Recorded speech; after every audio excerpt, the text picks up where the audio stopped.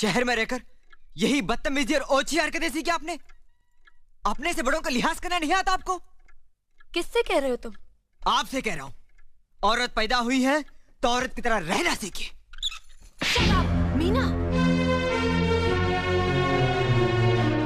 नकुल, तुम अंदर जाओ।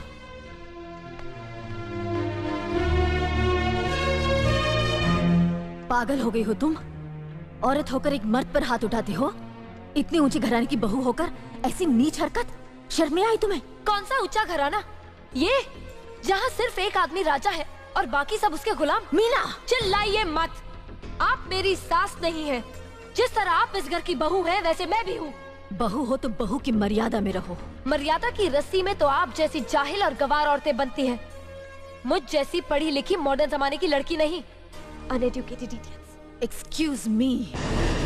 I am not an illiterate. I am a graduate from the University of Allahabad.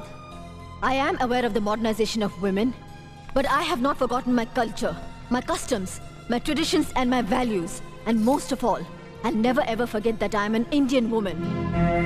Modern जमाने की औरत भी औरत ही होती है। उसे भी मर्द ही ब्याह कर ले जाता है। मर्द को ब्याह कर वो नहीं ले जाती। जमाने ख्याल और लिबास बदल देते हैं, औरत की शरीर की बनावट नहीं।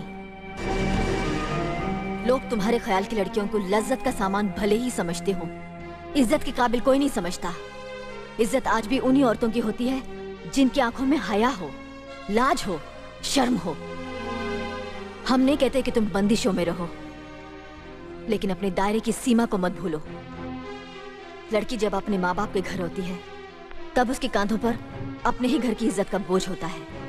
लेकिन जब वो बहू बनकर ससुराल जाती है, तब उसके कांधों पर एक नहीं, 2 परिवारों की इज्जत का बोझ होता है।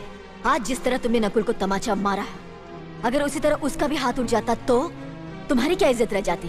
कभी सोचा?